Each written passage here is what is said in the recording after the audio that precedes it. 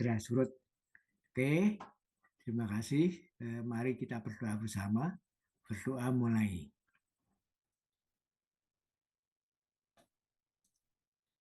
Cukup, Bapak Ibu sekalian. Sebelum mulai, perkenankan saya menyampaikan beberapa pengantar begitu. Saya mengawali refreshing ini atau penyegaran ini dengan asumsi bahwa Bapak Ibu bukan orang baru atau nol sama sekali di bidang perencanaan. Jadi Bapak Ibu sudah punya cukup bekal karena ada di muda dan ada di madya. Tetapi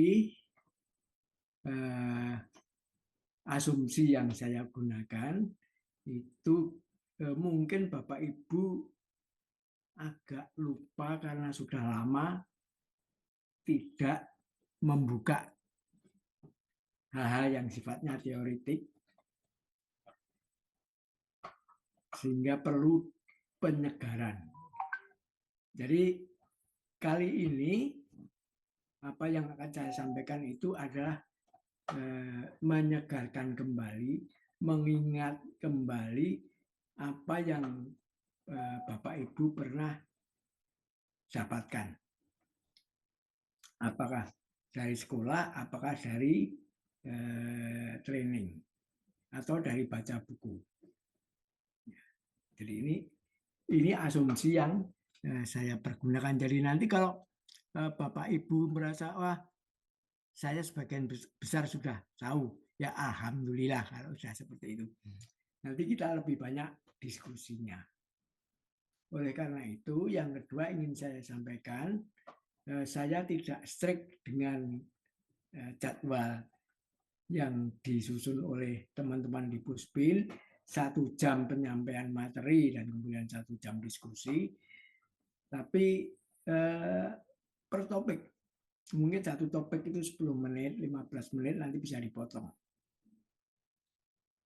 Jadi kita diskusinya fokus pada apa yang baru saja kita sampaikan, saya presentasikan.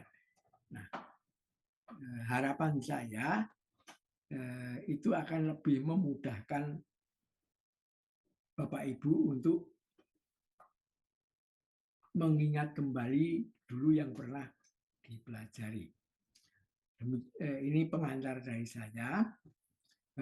Mohon izin untuk saya bisa men-share bahan dari saya. Harapan saya juga bahan ini sudah ada di komputer Bapak Ibu sekalian. Harapan saya ini.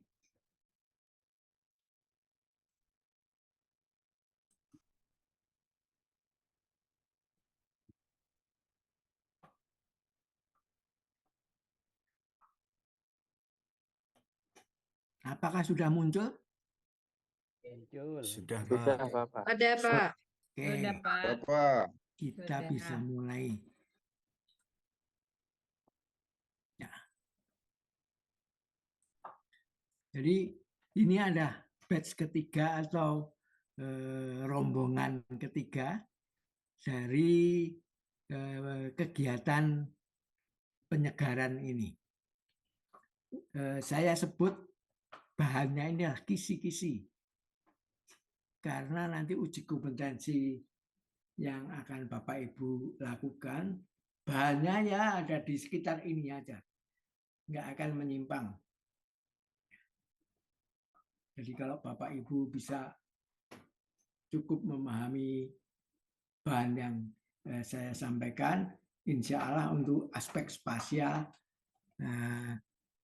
bisa dijawab semuanya. Oke, kita lanjutkan. Nah ini apa namanya topik-topiknya. Saya mulai dari pengantar. Nah, ini adalah kita memahami atau mencoba mengingat kembali apa itu pembangunan. Kalau kita bicara perencanaan pembangunan, ya kita mulai dulu dengan pembangunannya. Nah, untuk memahami mengenai konsep pembangunan, maka kita perlu mengidentifikasi berbagai permasalahan pembangunan terkini, macam-macam gitu. Ada yang isu global dan ada yang isu lokal. Ya. Yang isu global itu climate change, new energy dan seterusnya. Kalau yang isu lokal itu mulai dari kemiskinan, bencana, ya, pengangguran dan seterusnya. Nah, pertanyaannya, lalu ruangnya di mana? Ya di semua aspek itu. Karena ini semua terjadi di ruang yang kita kenal dengan bumi kita. Untuk bisa mengidentifikasi permasalahan atau isu-isu pembangunan, biasanya kita lihat penandanya dulu atau simptomnya. Kalau di tata ruang gampang karena simptomnya jelas. Penandanya itu jelas seperti kumuh, ya, infrastruktur yang remuk, ya, macet dan seterusnya. Ini adalah simptom atau penanda, bukan masalahnya sendiri. Jadi kalau ada program untuk menyelesaikan kumuh dengan memperbaiki lingkungan, itu hanya menghilangkan simptomnya. Kalau sakit lebih itu misalnya pilek, panas, ya, demam, itu penanda simptom. Penyakitnya apa? Apa penyakitnya panas, demam? Bukan. Penyakitnya yang menyebabkan badannya nggak enak itu. Sama dengan ini. Kumuh itu penanda. Tapi yang menyebabkan kumuh itu apa? Nah, itu yang harusnya diselesaikan.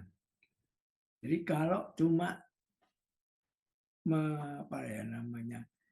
menghilangkan kumuhnya tapi tidak menyelesaikan masalahnya, nanti ya 2-3 tahun lagi akan muncul lagi. Jadi kalau Bapak Ibu yang sering minum bodrek itu ya cuma menghilangkan simptomnya aja. Nanti 3-4 hari ya pusing lagi. Kita lanjutkan seperti ini. Ada longsor, ya, banjir, kemudian penambangan liar, itu adalah tanda-tanda.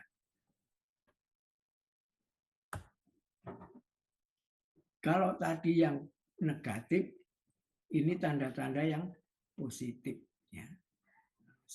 Sawah yang menghijau, pantai yang menarik, gitu ya, pemandangan indah dan seterusnya. Itu mau pertanyaannya kan mau diapakan itu. Nah, kembali ke konsep pembangunan. Jadi kalau kita bicara mengenai pembangunan itu adalah upaya untuk merubah kondisi yang kurang baik, kondisi saat ini yang kurang baik menjadi lebih baik di masa depan. Semua orang tahu mengenai itu. Merubah dari yang kurang baik menjadi yang lebih baik. Nah, karena yang mau dirubah itu satu negara, maka itu menjadi kompleks. Dari yang sederhana menjadi rumit karena pelakunya bermacam-macam, kemudian maunya otomatis maunya macam-macam, kapasitasnya juga macam-macam. Oleh karena itu, upaya untuk menuju lebih baik itu harus dilakukan melalui suatu tindakan yang kita kenal selama ini adalah manajemen. Kalau tidak ada manajemen yang baik, maka yang terjadi adalah banyak konflik kepentingan, konflik sumber daya, dan seterusnya. Atau pengelolaan yang baik. Siapa yang mengelola? Ya pasti pemerintah. Karena dia yang punya atau yang diserai wewenang. Nah, kalau kita bicara mengenai konsep manajemen, maka di awal dari upaya untuk merubah kondisi itu adalah perencanaan. Kita harus bikin rencana. Supaya apa? Supaya proses menuju ke kondisi yang kita cita-citakan itu berjalan dengan baik. Berjalan dengan baik itu apa? Ya, efisien, tidak boros. Waktunya juga bisa lebih cepat.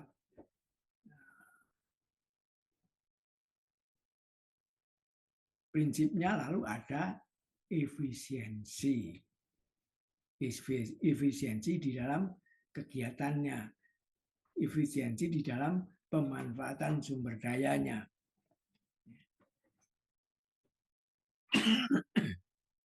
Nah, dari pengertian itu ya kita bisa melihat perencanaan itu adalah bagian dari proses manajemen. Sifatnya positif. Oleh karena itu yang namanya planning itu pasti positivistik. Secara mudahnya gambarnya seperti ini. Nah, dalam proses menuju ke lebih baik itu ada berbagai hal yang menjadi kisi-kisi. Mulai dari perencanaannya, pelaksanaannya, sampai pengendaliannya. Jadi pembangunan itu ya mencakup seluruhnya, mulai dari perencanaan, pelaksanaan, dan pengendalian. Jadi bukan hanya pelaksanaan aja. Pembatasnya apa? Ya positif, harus bertambah lebih baik. Kemudian efisien dan efektif. Tepat sasaran dengan sumber daya yang bisa dihemat. Nah, di dalam proses itu ada 3 pilar yang harus diperhatikan, ya, atau yang menjadi penumpangnya. Ada pilar ekonomi, ada pilar sosial, dan ada pilar lingkungan. Kalau pembangunan itu hanya menghasilkan pertumbuhan ekonomi yang baik, ya, dilihat dari angka makronya, indikator makronya, tapi tidak menghasilkan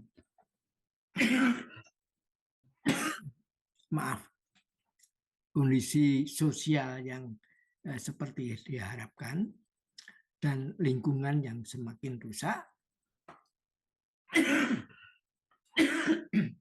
itu sama juga bohong.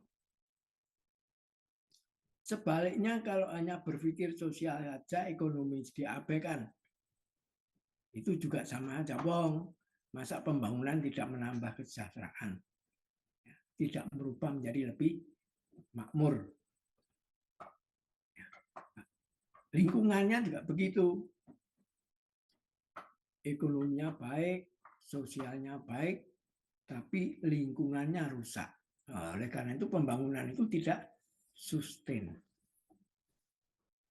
Oleh karena itu ada prinsip ya, pembangunan yang baik adalah yang economically viable, socially acceptable, dan environmentally suitable.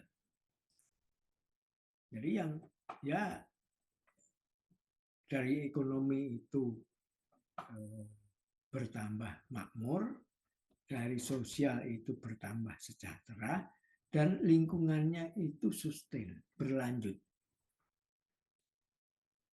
Nggak bisa hanya salah satu. Nah ini gambar yang lainnya.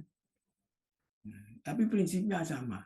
Ada ekonomi, sosial, dan lingkungan. Bagaimana ini saling berhubungan. Nah ada namanya komponen keempat yang ada di tengah. Yang institutionally capable. Jadi 3 pilar tadi itu harus dikelola oleh lembaga atau pemerintah yang punya kemampuan. Punya cukup kemampuan untuk mengintegrasikan, mengkoordinasikan ketiga pilar tadi. Nah, kalau ini berjalan secara baik, maka insya Allah akan tercapai tujuan dari pembangunan. Pasti hasilnya akan menjadi lebih baik. Ada indikator ekonomi yang membaik, indikator sosial yang membaik, dan indikator lingkungan yang juga membaik. Syaratnya ada di tengah itu. Yang mengurusi itu harus punya kemampuan. Kalau yang mengurusi, yang mengelola itu institusinya tidak punya kemampuan, ya pasti salah satu atau salah dua sudut segitiga itu akan memburuk. Pelakunya siapa? Nah itu pasti kita tahu ada pemerintah, swasta, dan masyarakat. Nah, Bapak Ibu ada di pemerintahan, di ASN, maka harus tahu peran dari pemerintah, yaitu sebagai enabler, apa itu namanya, membimbing, membina, menjaga, mendorong. Jadi prinsip sebagai pelayan masyarakat itu berjalan dengan cara mengatur. Yang kedua adalah developer ya, sebagai pembangun. Mau tidak mau ini harus dilakukan juga. Karena Bapak Ibu pemerintah itu sudah diberi amanah untuk memperbaiki. Salah satu cara untuk memperbaiki itu adalah dengan menyediakan, memfasilitasi, mengadakan, dan seterusnya. Artinya apa? Mendorong masyarakat untuk bisa menjadi lebih bergerak untuk memenuhi kebutuhan hidupnya. Kita punya dua instrumen.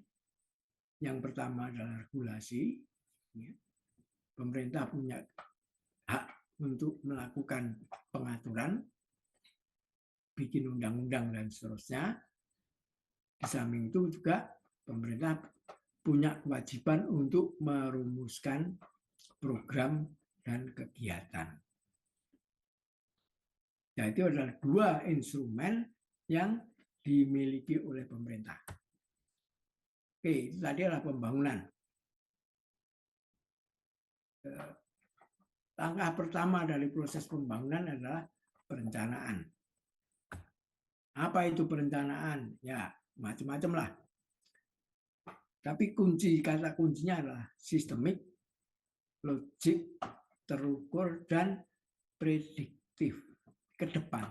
Jadi kalau kegiatan pembangunan itu hanya memperbaiki kerusakan yang terjadi di sebelumnya, atau masalah-masalah di sebelumnya, itu bukan pembangunan. Kalau pembangunan dia harus ke depan, memikir ke depan. Jadi itu hanya pelayanan aja.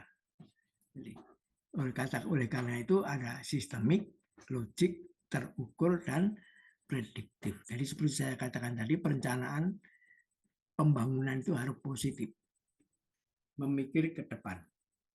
Jadi apa yang dilakukan sekarang itu adalah bagian integral dari apa yang akan dilakukan ke depan.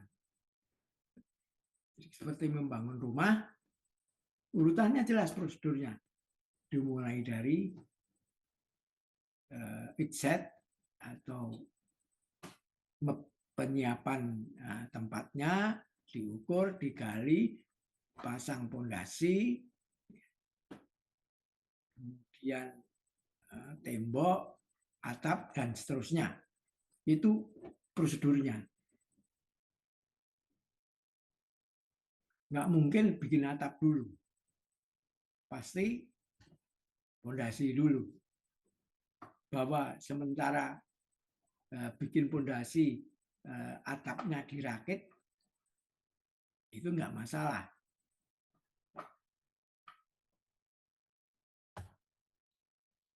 Ini nanti bisa dibaca. Nah, kalau kita bicara proses manajemen di dalam perencanaan, maka kita mengenal yang namanya POIC. Planning, Organizing, Actuating, dan Controlling.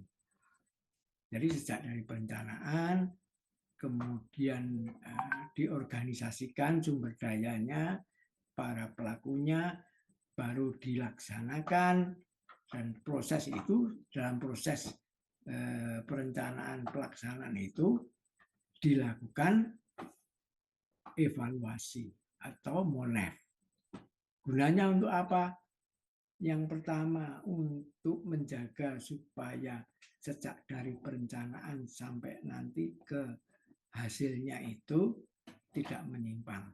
Yang kedua, untuk menjaga supaya prosesnya itu menjadi efisien. Jadi pengertian efektif dan efisien ada di situ. Efektif itu antara perencanaan dan hasilnya itu dekat, tujuannya itu tercapai. Kalau efektif, pemanfaatan sumber daya dan proses pembangunannya itu memanfaatkan sumber daya secara hemat. Nah, ini bisa dibaca, ya. Karena ini hanya deskripsi saja. Tapi yang penting di sini saya ingin menggarisbawahi variabel utama dari perencanaan pembangunan itu adalah penduduk. Itu problem utamanya ada di situ. Jadi kalau masalah kependudukan itu bisa ditangani dengan baik, maka yang lain-lainnya akan jadi lebih mudah. Tapi kalau soal kependudukan itu tidak tertangani dengan baik, yang lainnya juga kurang optimal. Oleh karena itu, informasi kependudukan itu menjadi sangat penting. Karena itu menjadi dasar untuk perencanaan di sektor yang lain. Kita lihat prosesnya. Yang paling sederhana itu yang seperti dikemukakan oleh Patrick Geddes. Mulai dari mengumpulkan data, menyusun analisa, dan kemudian merumuskan rencana apa yang mau dilakukan. Data itu sebagai input, analisa itu proses, dan rencana itu produknya. Ini kalau kita bicara mengenai perencanaan sepenggal. Tapi kalau kita bicara mengenai perencanaan pembangunan, maka rencana itu ada rencananya sendiri, kemudian ada rencana untuk implementasi, dan ada rencana untuk evaluasi. Kenapa demikian? Ya, rencana sendiri itu kita bicara mengenai apa yang mau dikerjakan. Sesudah itu implementasi, bagaimana pelaksanaannya. Itu juga ada rencananya. Kalau di bangunan ini namanya ada gambar kerja. Jadi ada rencana bangunannya, kemudian rencana bangunan itu belum bisa dilaksanakan. Untuk dilaksanakan perlu dibikin gambar kerjanya. Artinya apa? Tukang baca itu, mandor baca itu, dia bisa bekerja. Kemudian, maaf, ada proses evaluasinya. Dan setiap tahapan ini dari data analisa sampai penyusunan rencana itu ada berbagai metodenya, metode untuk mencari data, metode untuk menganalisis, metode untuk merumuskan rencana. Semua ada. Dan itu nanti ada di lampiran. Saya tidak menjelaskan karena terlalu panjang. Nah, pendekatannya ada yang sifatnya komprehensif atau menyeluruh, dan ada yang strategik. Yang komprehensif itu adalah rencana pembangunan secara umum, RPJM, RPJP, ya. Itu rencana umum. Rencana penataan ruang itu juga rencana umum. Yang strategik parsial sektoral itu adalah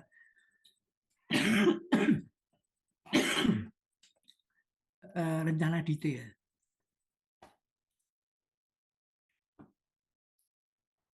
Walaupun 5 tahun tapi sifatnya fokus. Yaitu oleh karena itu yang namanya disebut sebagai rencana sektor.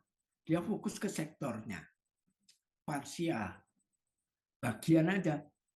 Nah, cuma pada saat menyusun rencana strategik ini, si sektor itu tahu posisinya di dalam perencanaan yang komprehensif.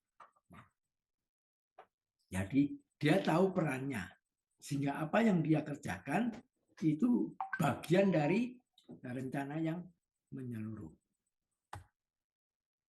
Ini skematik mengenai proses, ya, lebih kompleks.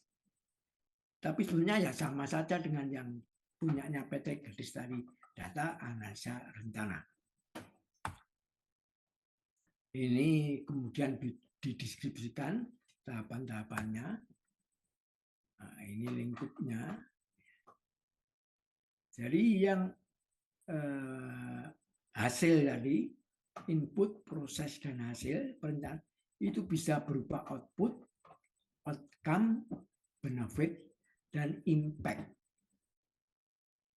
Jadi pada waktu kita merencanakan itu, kita berpikir jangka panjang sebenarnya, impact-nya. Jadi seperti misalnya kita ingin meningkatkan kualitas sumber daya manusianya. Ya, jalan satu-satunya adalah melalui pendidikan. Kalau tidak dididik, bagaimana dia akan meningkat kualitasnya. Mendidik itu ternyata atau memandaikan masyarakat itu adalah rangkaian kegiatan. Mulai dari membangun sekolah, menyiapkan gurunya, ya, kemudian menyusun kurikulumnya, dan seterusnya. Itu output bagian-bagian, output guru yang baik, output kurikulum yang baik, output gedung yang fasilitas yang baik dan seterusnya. Baru kemudian ada outcome-nya. Murid-muridnya menjadi punya daya saing. Benefitnya apa? Benefitnya wilayah itu menjadi wilayah yang maju. Impact-nya karena SDM-nya bagus, otomatis peluang untuk sejahtera menjadi lebih baik. Nah, itu rangkaian berpikir ya, rangkaian berpikir. Nah, ini sebetulnya bisa dijelaskan kalau Bapak Ibu paham mengenai log frame. Bagaimana mulai dari input sampai nanti ke goals-nya. Bisa dideskripsikan hubungan satu dengan yang lain. Tapi tidak ada kesempatan untuk menjelaskan log frame. Karena itu nanti training sendiri. Mohon maaf. Nah, ini deskripsi yang lain. Upaya untuk mengetahui rencana yang baik itu bisa dilihat rumusnya, yaitu 5W 1H. What, when, who, where, why, dan how. Apa, mengapa, siapa, di mana, dan bagaimana. Ya. Itu kalau itu bisa dijawab, perencanaan itu sudah mencakup apa yang dibutuhkan.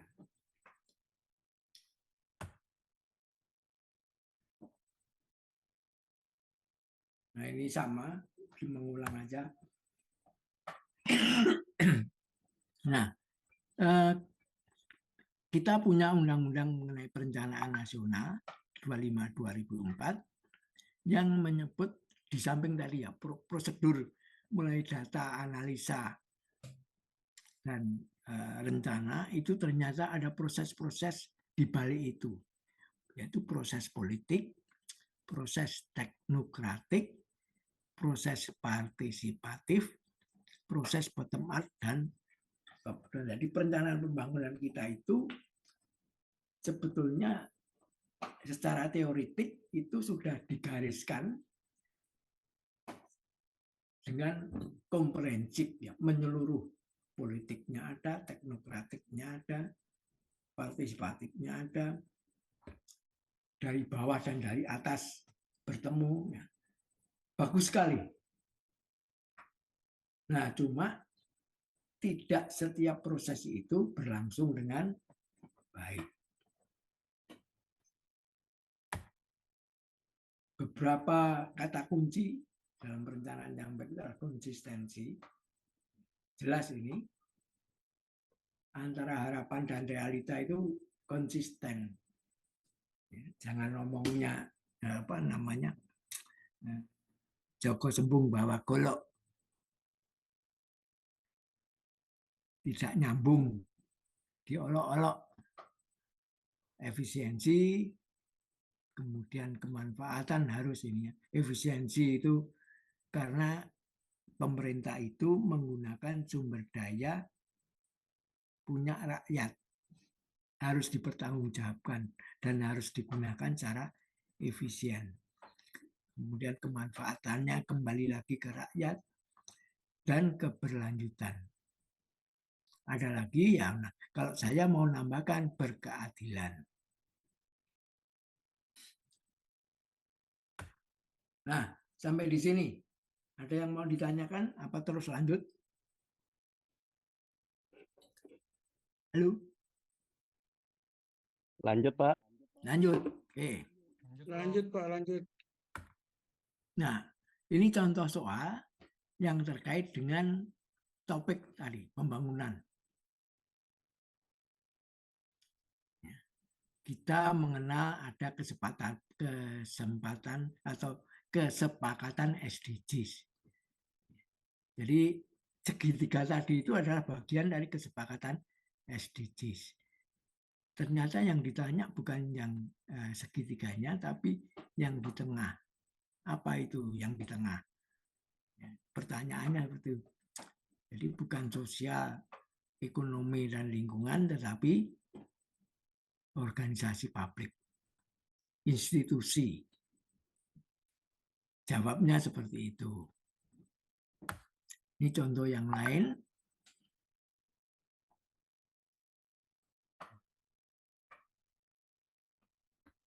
Perencanaan itu selalu positif. Menyangkut kondisi masa depan yang diharapkan.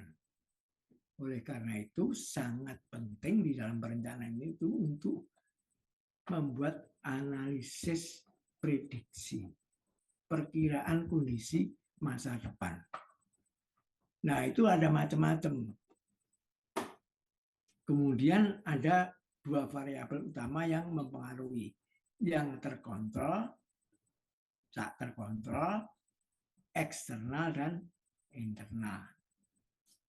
Nah, kita bicara mengenai, karena ini aspek spasial, ya, dalam konteks keruangan, variabel internal yang mewakili penanda perubahan kondisi wilayah. Jadi pertanyaannya ini adalah kalau kita melihat wilayahnya, apa penanda yang menyatakan bahwa wilayah itu telah bertambah baik? Apa penandanya? Ada fasilitas umum, lahan produktif, kawasan pedesaan, jaringan infrastruktur, dan yang terakhir semua benar. Jawabannya semua benar. Ya, kalau kita lihat fasilitas layanan umumnya bertambah baik, lahan produktifnya bertambah luas, kawasan pedesaannya tambah maju, jaringan infrastrukturnya bertambah panjang. Oke, lengkap dan baik. Berarti itu semua benar.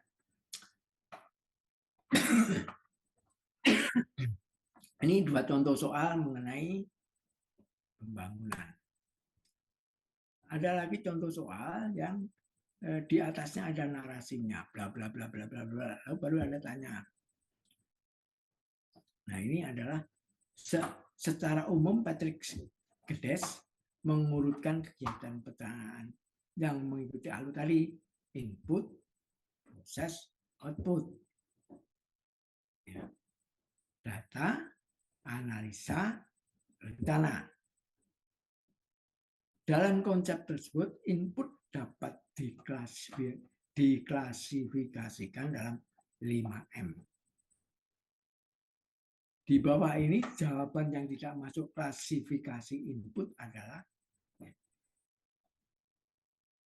kalau kita bicara mengenai 5M,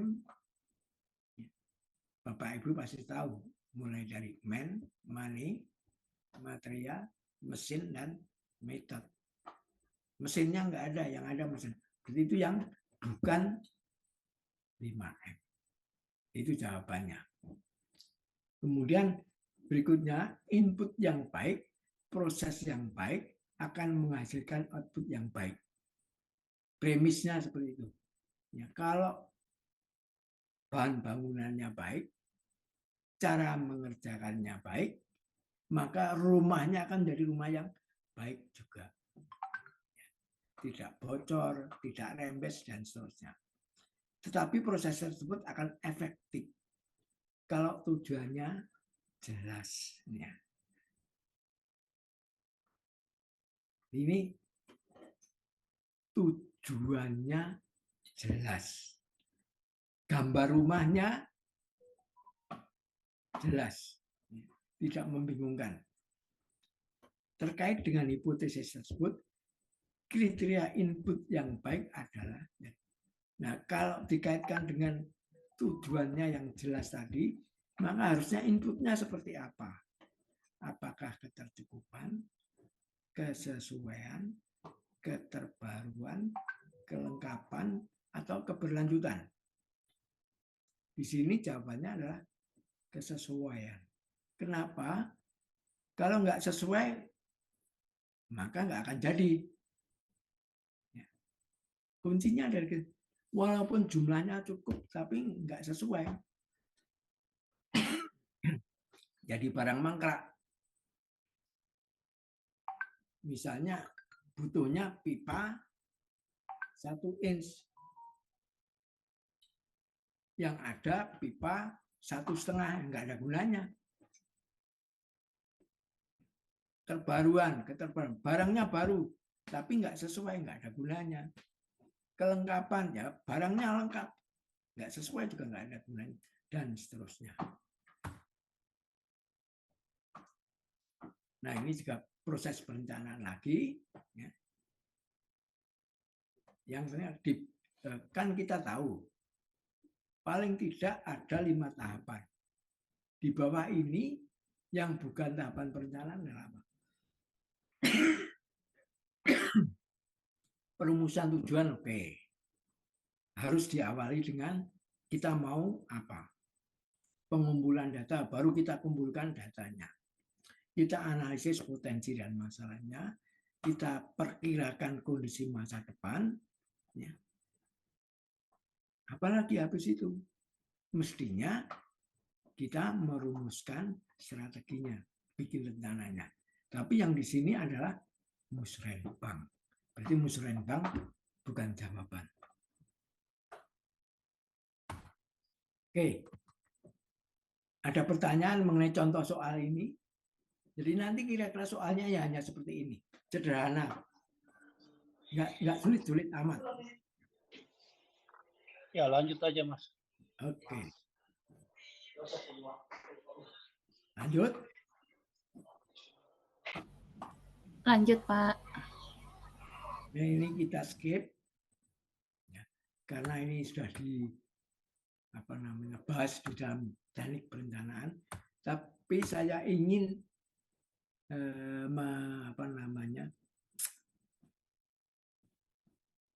sedikit menggarisbawahi mengenai asas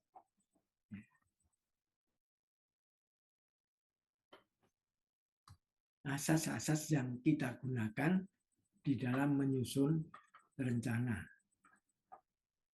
Asas kepastian hukum, asas tertib penyelenggaraan negara, asas kepentingan umum, ya, asas keterbukaan, proporsionalitas, profesionalitas, akuntabilitas. Ya. Inilah yang membedakan antara perencanaan dengan ambisi, dengan keinginan. Perencanaan itu mengikuti ketentuan-ketentuan yang menjadi garis batas yang tidak boleh dilewati, tidak boleh dilanggar.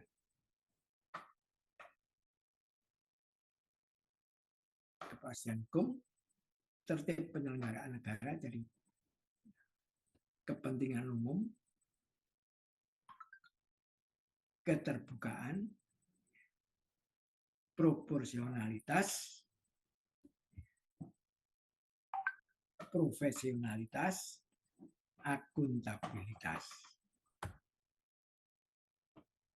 Ini tolong ini dipegang. Ini kita lanjutkan saja. Nah, sampai di sini gambar ini memberikan penjelasan bahwa ujung dari perencanaan pembangunan itu adalah ini. Kalau nasional adalah APBN, kalau di daerah adalah APBD.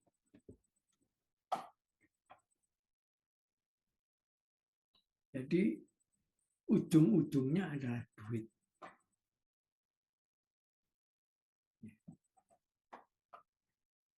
apa yang mau dikerjakan, berapa sumber daya yang dibutuhkan. Nah, disinilah bertemunya Undang-Undang 25/2004 dengan Undang-Undang 17/2003. Mohon maaf kalau ada yang baru, ini saya belum update. Sumbernya masih dari teman-teman Bappenas.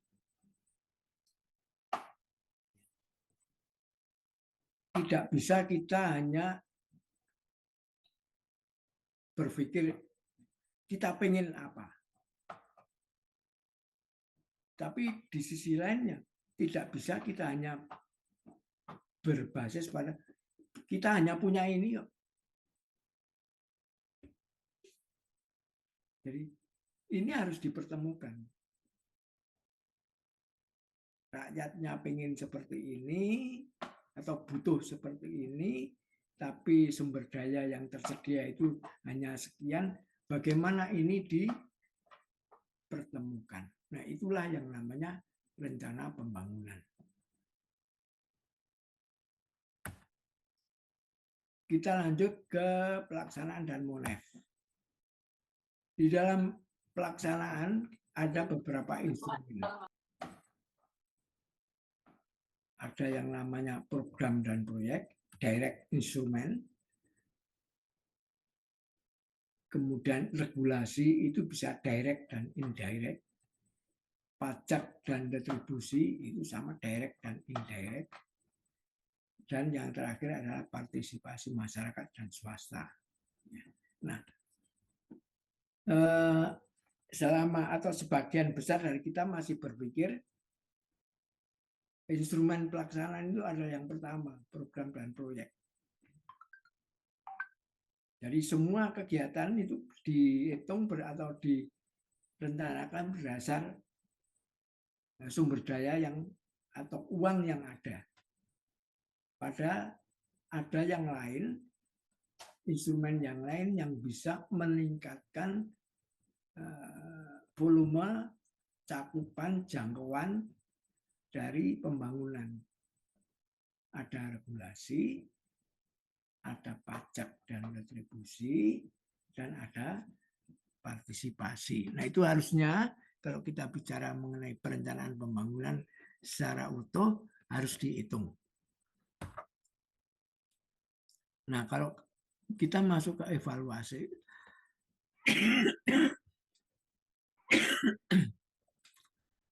gampangnya kalau kita bicara mengenai di dalam melaksanakan evaluasi itu adalah konsep plan, do, check, PDC, direncanakan, dilaksanakan, dan dicek, dimonitor, dan dievaluasi.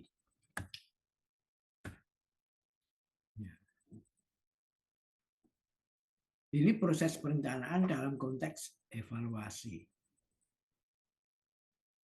Sejak dari tujuan program itu sebenarnya sudah ada evaluasinya.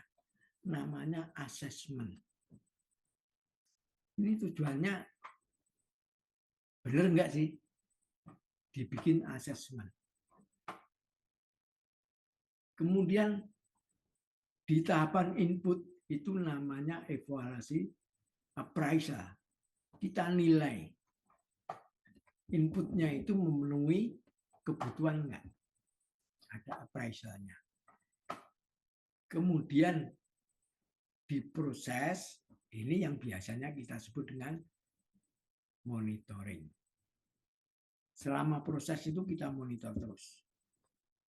Lalu hasilnya itu baru yang namanya evaluasi. Kita lihat kesesuaian antara hasil dengan inputnya. Nah, kalau inputnya itu direncanakan untuk 10, ya outputnya harusnya 10.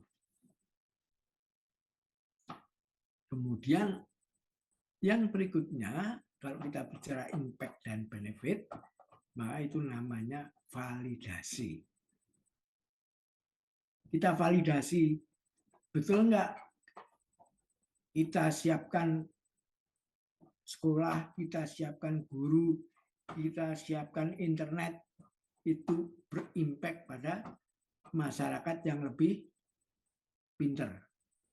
Nah, itu kita validasi. Ini adalah sistem evaluasi. Ini sama. Ya.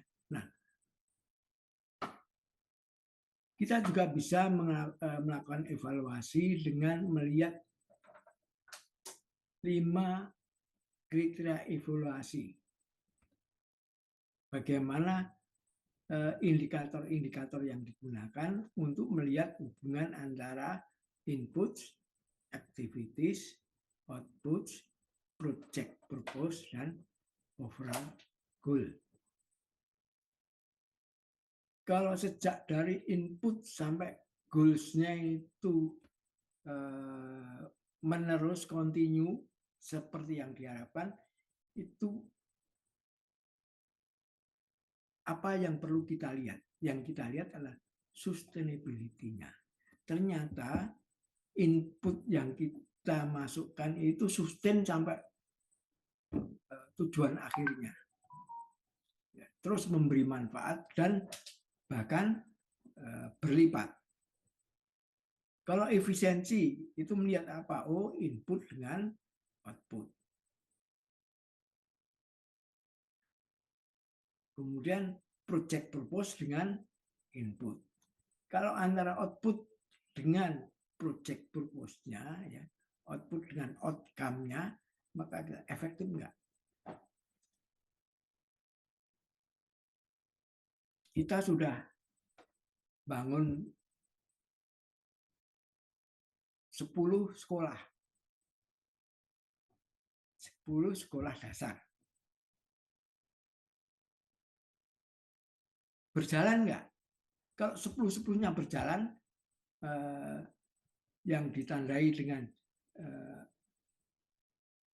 berkurangnya persentase anak sekolah di satu wilayah, maka itu jadi namanya efektif, dan seterusnya.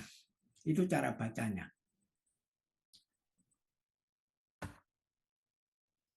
Nah, evaluasi sendiri, kalau tadi kita lihat ada namanya assessment, valid, kemudian evaluasi, dan yang terakhir validasi. Ini pengelompokan yang lain. Sama sebenarnya. Pada saat perencanaan, sebelum pelaksanaan, itu namanya evaluasi ex ante. Kemudian saat implementasi, namanya ongoing. Lalu yang sesudah pelaksanaan itu ex post. Nah, di sini juga kita lihat bagaimana kriteria relevansi, efisiensi, efektivitas itu digunakan.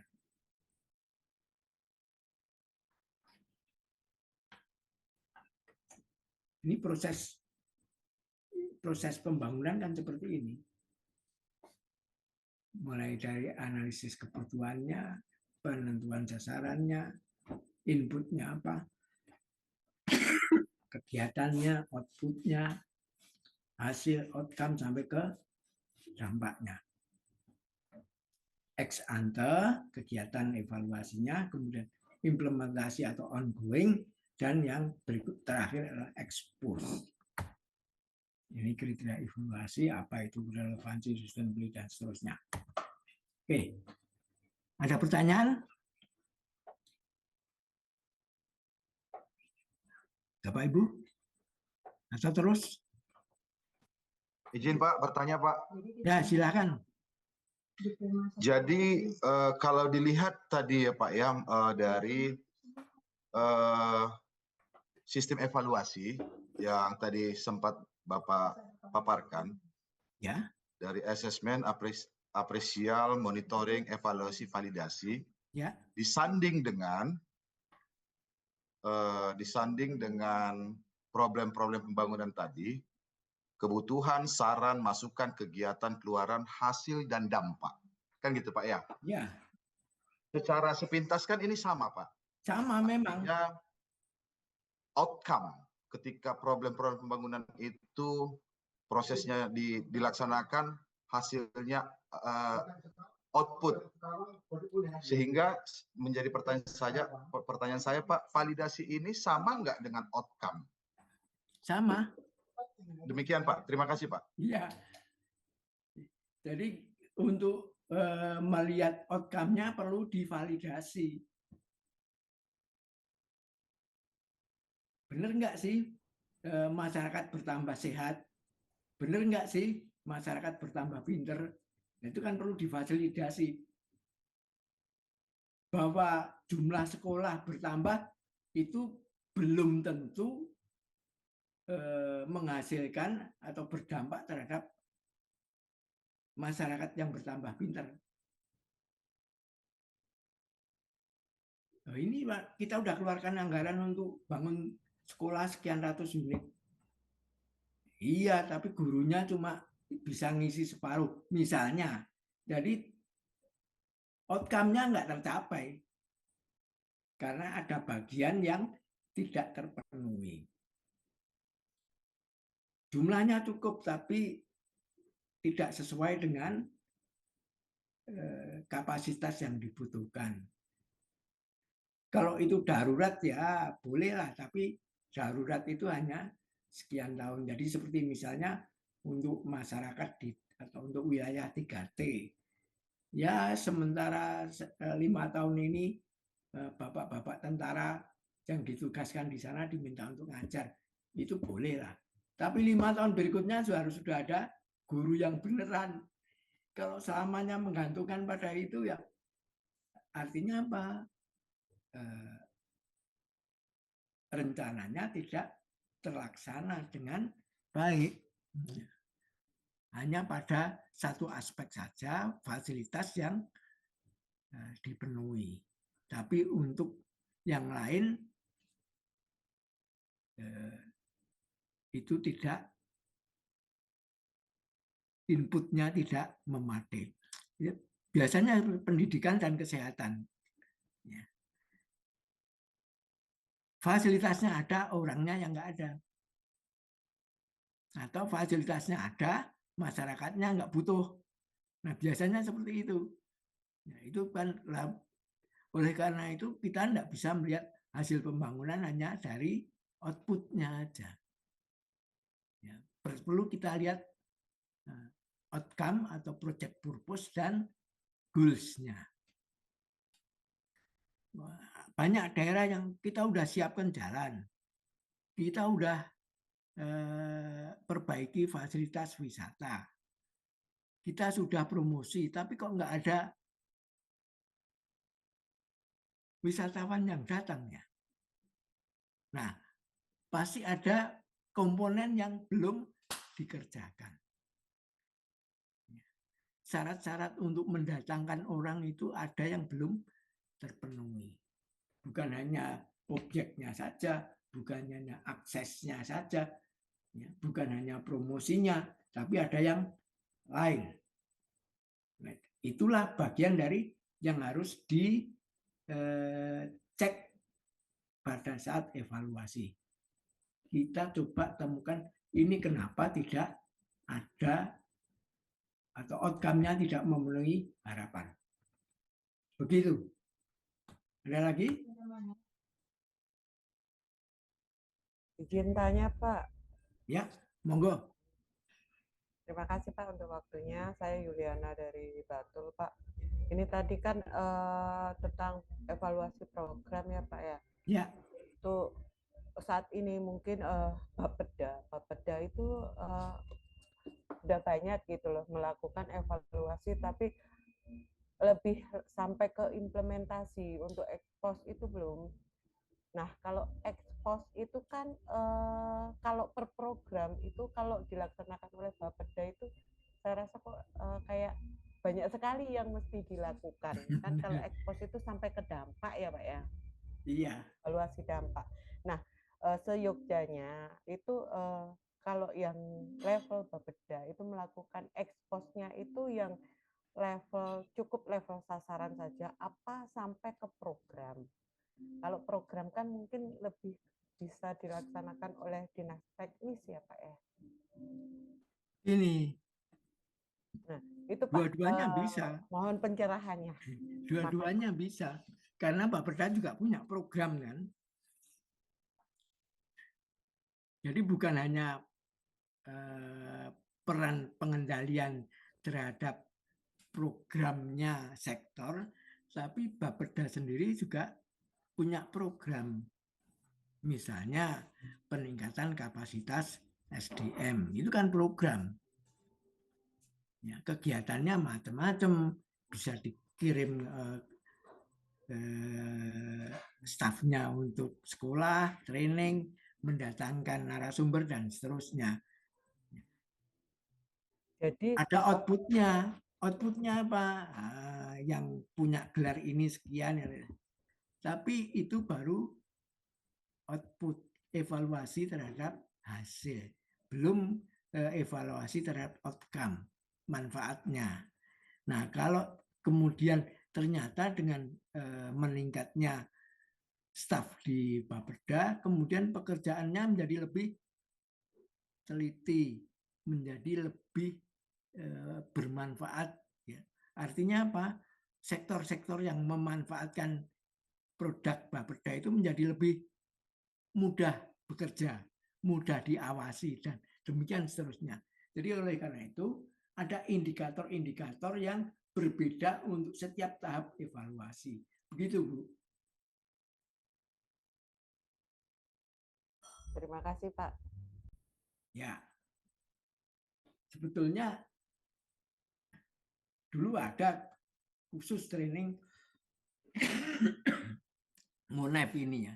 Karena teman-teman di Bappenas itu melihat bagian ini yang apa ya, yang agak kalau bahasa Jawanya keteteran, ketinggalan gitu ya.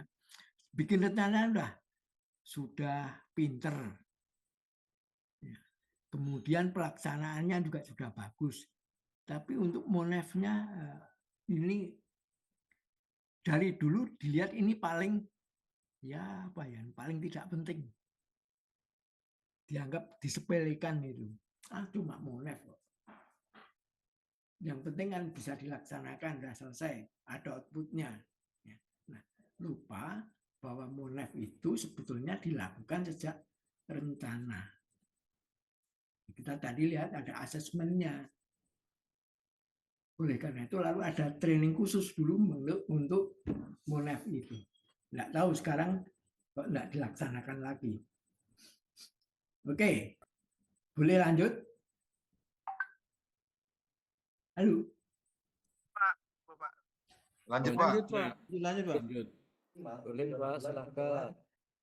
Kita mau terus ke aspek spasial, dimensi spasial dalam ya, konsep wilayah. Nah, yang penting kalau kita bicara mengenai ruang, ruang itu 3 dimensi. Ada dasar, ada dinding samping, ya, depan belakang.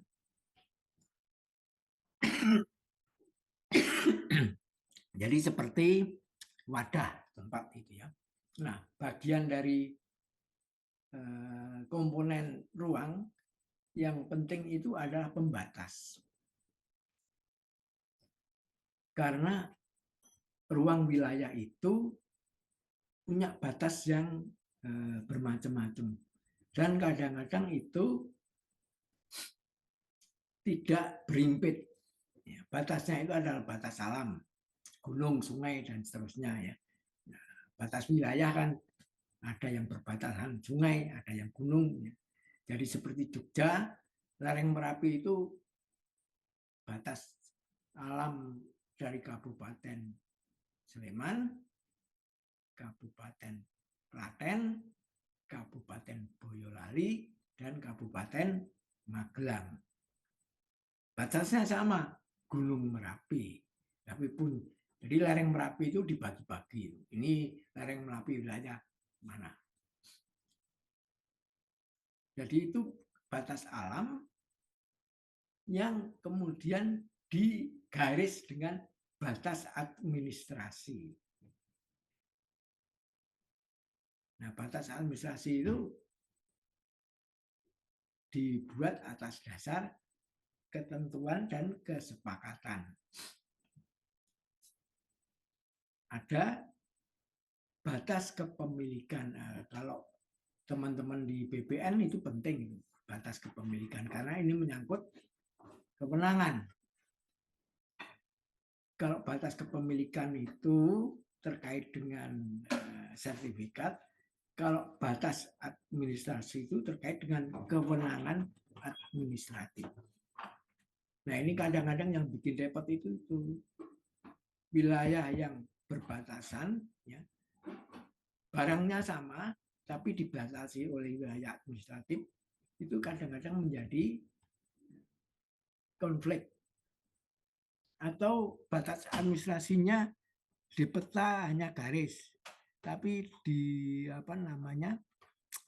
lapangan itu nggak jelas karena tempatnya sama, padang rumput, patoknya di mana, bisa digeser-geser. Nah, itu jadi sumber konflik.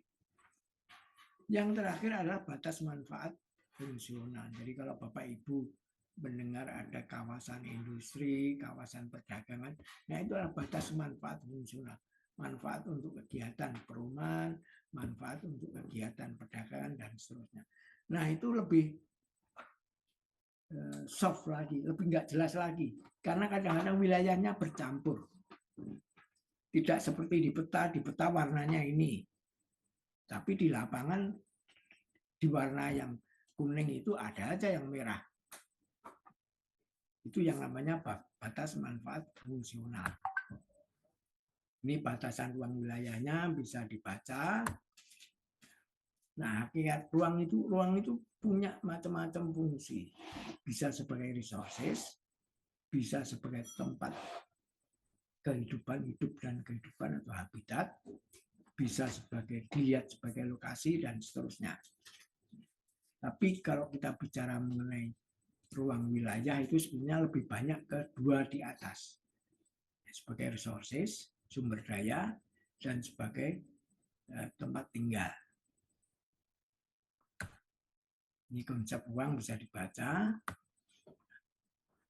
Bagaimana ruang itu bisa dikenali? Nah, ini kalau Kevin Lynch itu punya elemen of use. Jadi ruang kota itu bisa ditandai mulai dari patch, kemudian landmark, dan seterusnya. Nah, itulah tanda dari ruang kota. Kalau Rob Greers itu lihat dari kegiatannya, dari res publica, ruang-ruang terbuka untuk umum, kemudian ruang-ruang untuk ekonomi, dan ruang-ruang spesial. Doxiadis dia punya konsep sendiri. Ruang itu adalah habitat. Komponennya apa? Ada nature, man, society, cells, networks. Nah, kalau komponen-komponen itu dijadikan satu, maka jadilah dia human settlements. Jadi urusan kita itu adalah human settlements. Tapi kalau mau menangani human settlements, itu harus menengok mana masalahnya, apakah ada di networks, ada di cell, ada di society, ada di man, atau di lingkungannya. Atau interaksi dari komponen-komponen itu. Dengan memahami ini, maka pada waktu kita membuat rencana akan menjadi lebih jelas targetnya itu apa, tujuannya itu apa. Karena kita melihat masalahnya apa dan di mananya itu sudah ketahuan. Ini isinya. Nah, kemudian kalau kita ke Undang-Undang 26 2007 mengenai penataan ruang wilayah itu terbagi dua, ada kawasan lindung dan kawasan budidaya. Ini karena kondisi fisik alamiahnya. kawasan lindung itu ya memang sebaiknya tidak dibudidayakan karena berbagai risikonya. Nah, kalau kita bicara mau bagaimana ruang itu kita ambil manfaatnya ya, yang kawasan budidaya saja. Nah, kawasan budidaya ada perdesaan, ada perkotaan. Budidayanya beda. Di perdesaan itu harusnya seperti apa, dan di perkotaan itu harusnya seperti apa. Karena tata cara hidupnya beda, lingkungannya juga beda. Dengan pembagian ini, maka pengaturan pemanfaatannya menjadi lebih jelas, tidak kebiah-biah. Sedangkan menurut John George, ruang wilayah itu bisa dilihat dari atau bisa dikasihkan dalam dua, dilihat kegiatannya dan dilihat kewenangannya. Siapa yang berkuasa di situ?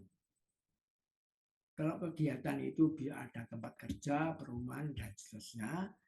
Kalau kita lihat ruang wilayah itu dari sisi kewenangan kekuasaannya atau kewenangannya, itu ada dua teritori administrasi, itu jelas kabupaten, kota, kecamatan, ya. Itu teritori administratif. Tapi ada teritori sosial yang ini nggak jelas, tapi tahu-tahu ribut. Ya, terutama di wilayah-wilayah yang relatif masih agak terbelakang atau terisolir, Papua, atau di wilayah-wilayah yang adatnya masih kuat. Teritori sosial itu perlu diidentifikasi untuk melihat siapa sih yang punya kewenangan di situ. Di samping otomatis administratif ya. Jadi kita harus tahu apa ya namanya, penguasa-penguasa sosial di situ. Ini mengenai wilayah laut, ya. Kita punya undang-undang laut dan pulau-pulau kecil, RZP 2,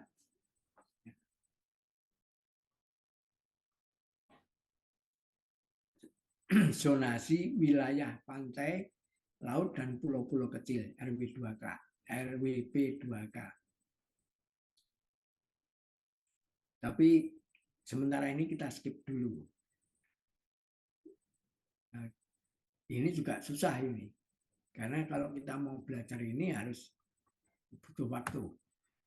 Nah, setelah tadi kita tahu mengenai ruangnya, maka sekarang kita masuk pada penata gunaan ruangnya atau penataan ruangnya.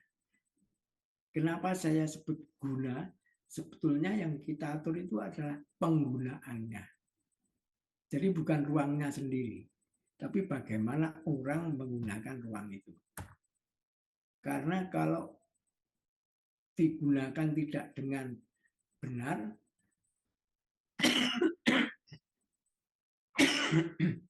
ya hasilnya seperti ini. Investasi triliunan hilang sekejap karena longsor, karena banjir.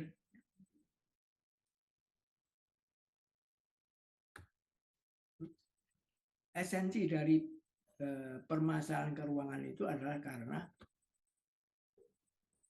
adanya konflik antara ketersediaan dan kebutuhan. Ada konflik legal, konflik kegiatan, dan konflik pemanfaatan. Kenapa terjadi konflik? Ya karena ada ketidaksesuaian antara kebutuhan dan ketersediaan. Kebutuhan terus bertambah seiring dengan pertumbuhan penduduk dan otomatis kebutuhannya, ruangnya sendiri tetap. Dia tidak bisa diperluas. Kalau mau diperluas, dia harus mengambil tempat yang lain. Nah, itulah sumber dari konflik. Ini gambar yang lain. Jadi rencana penata gunaan ruang itu adalah mendekatkan antara perencanaan, pemanfaatan, dan pengelolaan. Apa yang dibutuhkan dan ketersediaan ruang ini sedapat mungkin dibutuhkan, didekatkan. Artinya apa? Efisiensi penggunaan ruangnya menjadi hal yang kunci untuk mendekatkan antara kebutuhan dan ketersediaan. Jangan boros lah, karena semakin lama ruang itu semakin habis, bukan habis hilang, habis karena semakin dibagi-bagi. Simpelnya sederhana aja. Dulu nenek kakek kita itu hidup dari atau punya tanah 3-4 hektar ya untuk bertani. Kemudian anaknya 5, ya masing-masing dapat 1 hektar. Cucunya 10 ya. Semakin lama semakin kecil, semakin habis. Sampai ke cicitnya nanti terus nggak dapat tanah lagi. Nah, itulah gambaran mengenai ruang yang dibutuhkan dan ruang yang tersedia itu semakin lama semakin tidak sebanding. Ujung-ujungnya adalah konflik, ribut lah. Ini skema yang lain, jadi manusia, kegiatan, dan ruang itu saling berhubungan satu dengan yang lain.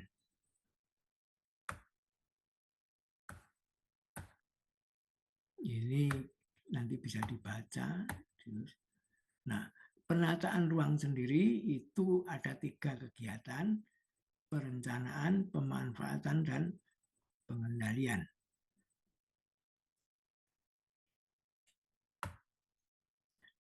Hal penting di dalam penata gunaan ruang, kalau kita bicara mengenai perencanaan, adalah skala ruang. Skala ruang itu bicara mengenai kalau seperti kita itu terbang 100 meter, 1000 meter, 10.000 meter ya. Dalam pengertian umum, skala ruang itu merujuk pada perbandingan antara ukuran di peta digambar dengan ukuran di lapangan. Skala 1.000, maka 1 cm di peta itu sama dengan 1000 cm di lapangan. Itu kalau kita bicara ukuran. Tapi sebetulnya ada hal lain yang lebih penting dari hanya sekedar ukuran. Pada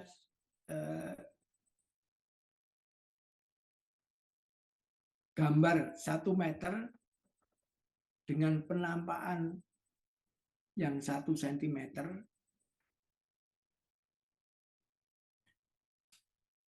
informasinya berbeda. Dengan kata lain, skala ruang itu menunjukkan kerincian informasi untuk setiap skala, kedalaman informasi untuk setiap skala. 1.000 itu lebih rinci dibanding 1.10.000. 1.10.000 itu lebih rinci dibanding 1.25.000. Ini gambarnya seperti ini. Semakin terbangnya semakin tinggi, maka semakin gambarnya menjadi semakin kelihatannya hampir sama semuanya. Jadi komponennya semakin bisa dikelompokkan semakin sedikit. Jadi di sini dalam skala 1.000, maka satu kawasan itu bisa dilihat apanya saja. Mulai dari jaringan jalan, bangunan-bangunan, dan seterusnya. Tapi terbang 1.10.000 yang bisa dilihat itu hanya jalan dan lapangan. Terbang 125.000 di ketinggian 25.000, yang kelihatannya hanya lapangan utama sama jalan-jalan utama. Semakin sederhana. Nah, otomatis berbasis pada informasi yang muncul di dalam setiap skala, maka rencana itulah bisa dibikin.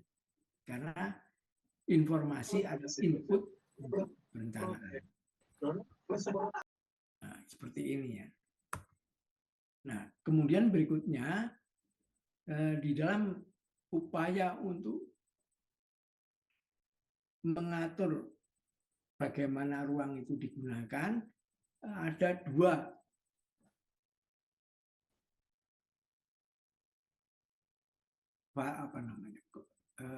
jenis yang perlu dirumuskan. Yang pertama adalah struktur dan yang kedua adalah pola ruang.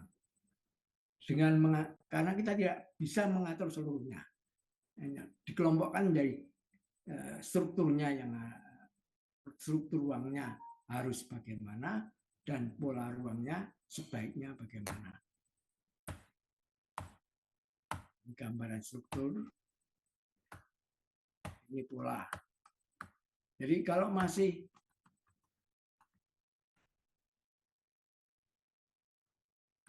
masih belum ada garis-garisnya, baru ada bulat-bulatnya, itu pola. Jadi sebaran dari kegiatan. Nah, tapi kalau bulat-bulat itu kemudian dilihat keterkaitannya, itu lalu menjadi struktur. Karena ada pusatnya, ada pusat kedua, dan ada pusat ketiga. Ini bisa dibaca nanti.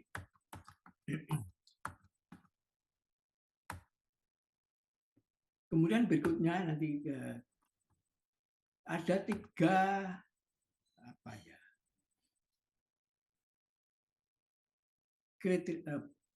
syarat yang harus dipenuhi untuk mengembangkan satu tempat. Harus ada connectivity, ada complementarity, dan ada suitability. Connectivity itu kita tahu harus, ya satu tempat itu tidak akan berkembang kalau tidak terkoneksi, tidak terhubung dengan tempat yang lain. Satu tempat itu susah untuk berkembang. Karena kalau dia hanya sendirian, tidak ada complementarity-nya, tidak ada kegiatan yang saling melengkapi. Jadi kalau misalnya kalau ada pelabuhan ya harus ada gudangnya, harus ada pasarnya, dan itu complementarity. Karena itu akan menekan biaya transportnya. Yang terakhir harus memenuhi suitability, kesesuaiannya. Kalau tempatnya nggak sesuai, susah dia untuk berkembang. Ya, apa karena susah biaya untuk pembangunannya mahal. Kalau tidak salah ya rentan banjir dan seterusnya. Itu suitability. Jadi ada tiga syarat, satu titik atau satu tempat itu akan berkembang itu jika terpenuhi connectivity-nya, complementarity-nya, dan suitability-nya. Nah, salah satu cara untuk melihat suitability dan complementarity itu dengan prinsip kesesuaian ruang ini. Budidaya pertanian itu sebaiknya memang difungsikan sebagai kawasan resapan air. Dia akan berkomplemen dengan permukiman. Tapi dia akan menegasikan dengan industri. Karena industri polutif, menimbulkan polutan. Jadi akan merusak resapan air, menegasikannya. Apakah tidak boleh budidaya industri di kawasan resapan air? Sebaiknya jangan. Tapi kalau terpaksa maka ada syaratnya. Ini cara yang lain untuk melihat boleh tidaknya satu kegiatan dibangun di satu tempat. Ya. Secara sederhana, kawasan perkotaan itu bisa dibagi di dalam fungsi-fungsi industri, pergudangan, perdagangan dan jasa, pendidikan, perumahan, dan ruang terbuka. Ruang terbuka itu karena tidak berdampak apa-apa, dia boleh dibangun di mana saja. Dia positif. Tetapi industri dan pergudangan, karena dia punya dampak yang berat terhadap lingkungannya, sebaiknya dikelompokkan dan dibangun di tempat yang sudah ditetapkan. Jangan tersebar. Nah, ini cara bacanya. Ini yang kita sebut dengan inclusive zoning. Apakah di tempat industri itu tidak boleh ada perumahan? Boleh di industri ada perumahan, tapi itu pendukung industri. Sebaliknya, industri jangan dibangun di perumahan, karena dia akan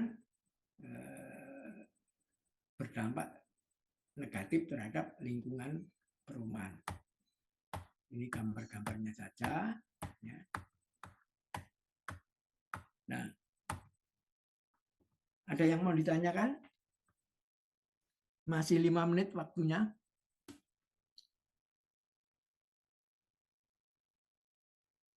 Halo? Izin Bapak bertanya Bapak. Ya, silakan. Ya, makasih Pak atas materi yang sudah disampaikan. Mungkin terkait penataan ruang ini Pak. Memang yang kita ketahui dasar daripada penyusunan dokumen perencanaan adalah dokumen RT/RW. Ya. RT/RW. Nah, ini yang mungkin beberapa daerah memiliki masalah yang sama, Pak. Dalam hal penyusunan dokumen, baik dokumen RPJPD, RPJMD maupun RKPD, sebagaimana kita ketahui regulasinya berpedoman atau sesuai dengan dokumen RT/RW. Nah, bagaimana menurut Bapak jika memang ada permasalahan dengan dokumen RT/RW yang jadi permasalahan saat ini? Contohnya di Provinsi Riau, di tahun 2018 Perda RT/RW itu sudah disahkan. Namun ada NGO yang mempermasalahkan Perda tersebut sehingga berimplikasi kepada Perda itu digugurkan kembali. Posisi saat ini Perda itu masih tahap review atau penyusunan ulang kembali, Pak. Nah, sementara dengan kondisi kepentingan yang tadi Bapak bilang, ya, baik dari perusahaan, dari pemerintah pusat sendiri maupun secara politis, ini sampai saat ini memang RT/RW itu belum selesai, Pak. Sementara dokumen perencanaan itu harus disusun dan harus diselesaikan. Nah, ini yang mungkin masih menjadi kendala dan permasalahan di beberapa daerah, termasuk di Provinsi Riau. Dengan kondisi seperti ini tentunya dokumen perencanaan yang disusun dan yang harus diselesaikan tentunya tidak berpedoman pada RT/RW yang memang telah disahkan. Mungkin bagaimana tanggapan Bapak? Ya, kalau saya sih sederhana saja. Undang-undang itu dibikin untuk mempermudah kehidupan. Kalau ternyata berubah ya direvisi.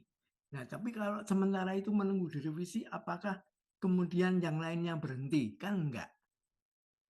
Nah, sekarang permasalahannya, kenapa sih dia nggak boleh dibangun di situ? Misalnya gini ya, sederhananya seperti itu. Ada investor mau bangun di situ. Ya sekarang keberatannya apa? Kenapa nggak boleh dibangun di situ? Pasti ada alasannya. Nah, kalau alasan-alasan itu bisa dijawab oleh si mereka yang mau membangun di situ, selesai. Tidak harus menunggu perdanya. Kan sebetulnya esensinya kan bukan pada perdanya, tapi pada kegiatannya itu berdampak enggak terhadap lingkungannya. Bukan hanya lingkungan fisik, tapi lingkungan sosialnya juga. Kalau saya melihatnya seperti itu, nggak usah khawatir. Perdanya belum selesai direvisi, belum, nanti kita nggak punya, ya sementara pakai yang lama dengan catatan. Mengingat ini masih dalam proses revisi, maka dia boleh dibangun di situ dengan syarat, ya syaratnya macam-macam lah. Jadi itulah gunanya para perencana. Aku auranya guys, gitu loh. Kan aku udah bilang, aku nggak akan pernah teriak sekalipun di video ini guys. Ya katanya bukan teriak guys. Kalau saya melihatnya seperti itu, Pak.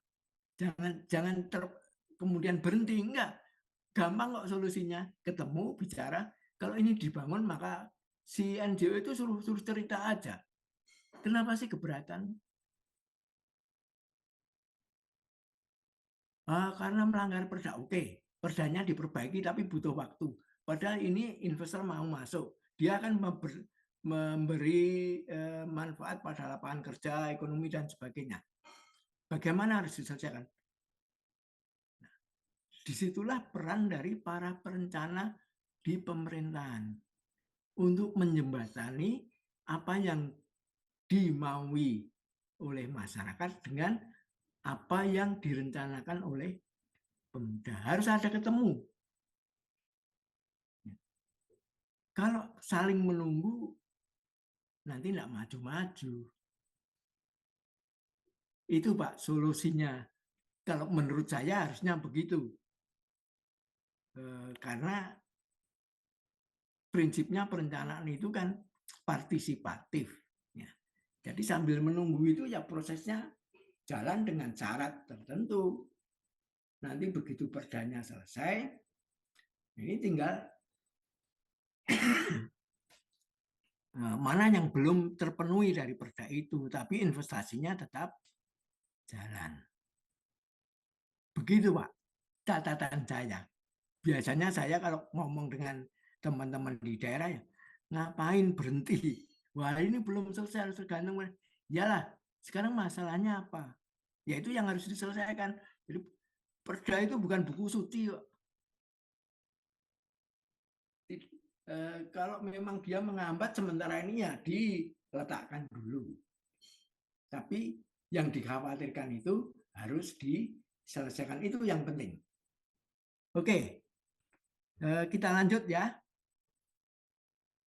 Halo. Ya, Pak. Lanjut, Pak. Bisa dengar suara saya? Ya Pak, lanjut Pak. Bisa, Pak. Bisa, Pak. Lanjut Pak. Lanjut, Pak. Monggo. Lanjut. Lanjut. Ini contoh soalnya. Ya, jadi struktur ruang dan pola ruang. Jadi itu pasti muncul soalnya. Karena undang-undangnya isinya itu. Apa itu struktur ruang dan apa itu pola ruang. Ya. Jadi struktur ruang dan pola ruang adalah salah satu output utama dari rencana tata ruang. Jadi yang namanya rencana tata ruang itu harus ada pola ruangnya dan harus ada struktur ruangnya. Nah, apa pengertian struktur ruang seperti yang tertuang dalam undang-undang? Jadi harus baca undang-undangnya memang.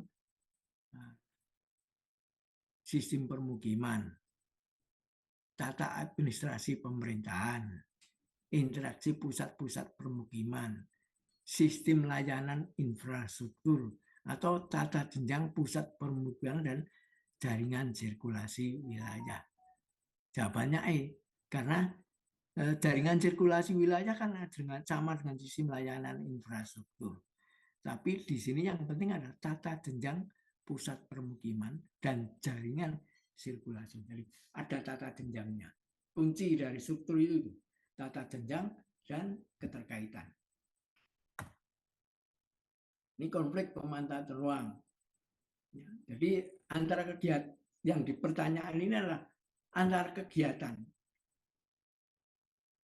yang saling merusak adalah Harusnya ini tidak usah baca teorinya, udah tahu ini, karena Bapak Ibu pasti menghadapi sehari-hari antara penambangan dengan pariwisata, antara tambang dengan industri dan seterusnya. Yang paling gampang kan itu antara tambang dengan pariwisata, seperti kasus Raja Ampat. Kemudian sebaiknya pemanfaatan ruang yang komplementer atau saling melengkapi adalah sebaliknya. Jadi ini yang kalau tadi itu yang saling menegasikan, saling merusak, ya, ini saling melengkapi.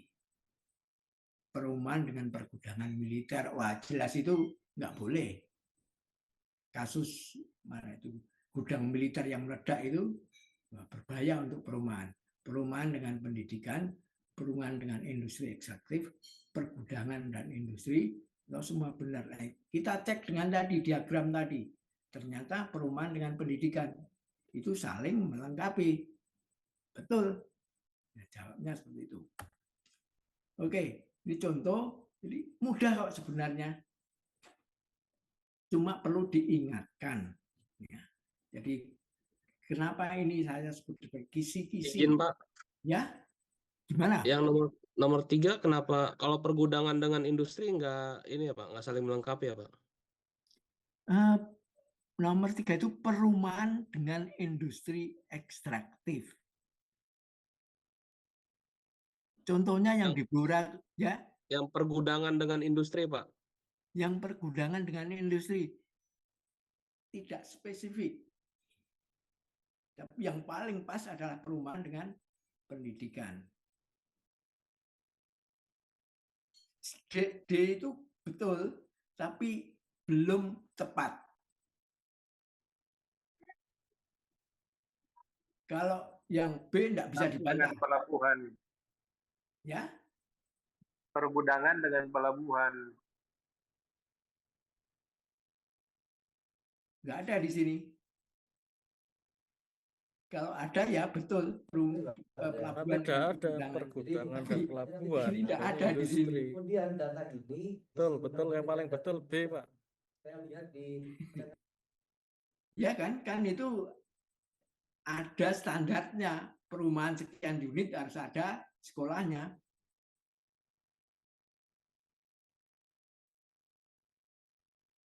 Dulu jawabannya mirip-mirip itu, lebih susah. Pertanyaannya sama tapi jawabannya jadi cenderung menjawab semua benar. Tapi ada yang lebih paling tepat, paling sesuai kalau melihat skemanya. Oke. Sebentar, saya cek. Nah, sudah lebih 5 menit. Ya. Ketupat sayur santan menawi lepat nyuwun ngapunten. Terima kasih. Semoga bahan ini nanti bisa membekali Bapak Ibu untuk melewati uji kompetensi. Selamat sore. Assalamualaikum warahmatullahi wabarakatuh. Waalaikumsalam. Waalaikumsalam warahmatullahi wabarakatuh. Terima kasih Bapak Suryanto. Terima kasih Pak Suryanto Nitinegoro. Baik, terima kasih Bapak atas pembekalannya. ngapunten. Izin Bapak Ibu. Terima kasih Bapak. Terima kasih banyak Pak Suryanto. Ya, terima kasih Bapak. Oke, sampai ketemu di kesempatan yang lain. Assalamualaikum. Baik Bapak, sama-sama. Salam Sehat selalu untuk semua. Waalaikumsalam Terima kasih panitia. Baik, izin Bapak Ibu untuk sesi pembekalan sudah selesai dan untuk materinya nanti akan kami share Bapak melalui grup WA. Dan mohon dengan sangat Bapak Ibu ketika Bapak Ibu join grup WA, mohon untuk pastikan tautannya melalui email. Karena ini banyak sekali yang salah tautan, banyak yang nyasar. Ada yang muda masuk ke jenjang pertama, ada yang sesi pagi masuk ke sesi siang. Mohon Bapak Ibu masuk ke grup WA sesuai dengan yang ada di email. Untuk pembekalan, untuk materinya akan masuk, Bu. kami kirimkan melalui grup WA ya Bapak. Nanti Udah kurang press lebih klik, nanti Bunda. paling lambat jam 7 malam. Untuk pelaksanaan nanti akan ada informasi lebih lanjut dan minggu depan akan ada briefing untuk aplikasi uji kompetensi. Untuk itu. nanti mohon menunggu suratnya, akan ada surat undangan lagi dan akan dikirimkan melalui grup WA. Jadi Mungkin ada sekian undangan dari teknisnya kami. ya, Bu. Ya, nanti akan ada undangan teknisnya. Mohon ditunggu untuk materi pembekalannya akan segera kami kirimkan melalui WA. Terima kasih banyak Terima Bapak kasih. Ibu sudah dapat Makasih, perkenalan Mbak. untuk meninggalkan ruangan dulu. Terima kasih. Terima kasih Mbak. Terima kasih. Terima kasih. kasih Ibu dan teman-teman semuanya, semoga kita semuanya Saling mendoakan ya. Kisi. Amin dulu semua ya Bapak Ibu. Amin. Makasih, Pak. Lulus Langsung semuanya. kasih semuanya, Kita doakan. Amin, Allahumma amin. Oke, sukses dan lulus kita semua ya. Amin. Kita doakan semuanya. Bagi-bagi kalau ada ini contekan soal. Iya betul itu Pak. Itu yang penting, itu yang penting. Tolong Betul, Pak. contekannya. Jawabannya Pak. Ya. Semoga sukses semua. Salam dari Amin. Kota Pangkal Pinang. yang udah Amin, dapat Pak paling Pinang. cantik dari siapa Pak? Ya Babal Pak. Ya, Ini Babel. gabut semua ya. Tolong bagikan Kalau ada bocoran soal. Itu yang penting. Kalau dapat bocoran bagi-bagi Sama Ya, jawaban. biar semuanya lulus. sambil saling Amin, mendoakan. Nih, sini ya, ada yang mau bocoran nih. Bocoran soal sama lengkap jawaban ya. Nah, ini ada